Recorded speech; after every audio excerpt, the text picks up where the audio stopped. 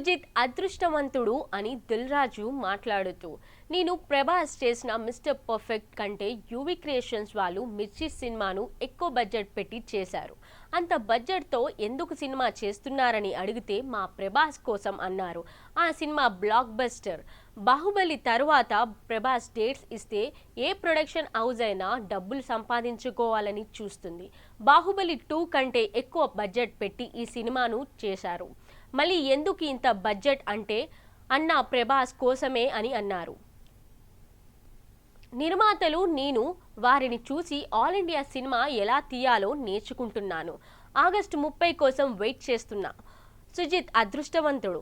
రాజమౌళికి తెలుగు సినిమాని all India range మూవీగా చేయడానికి 15 ఏళ్లు పడితే సుజిత్ రెండో సినిమాకే ప్రభాస్తో ఆల్ ఇండియా మూవీ చేశాడు.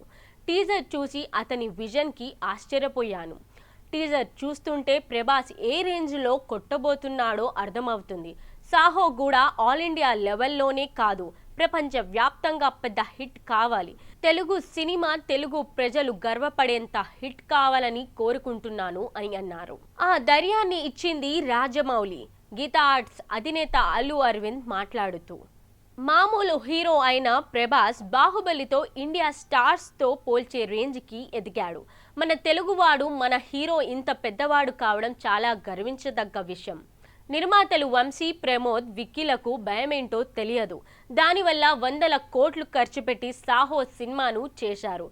ఇంత పెద్ద సినిమా రాలేదు, ఇంకా ఎప్పటికి వస్తుందో అనే రేంజ్కి ఈ సినిమాని దర్శకుడు, నిర్మాతలు తీసుకెళ్లారు.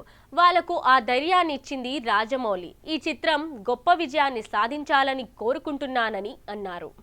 Please like, share, comment and subscribe to V3 channel.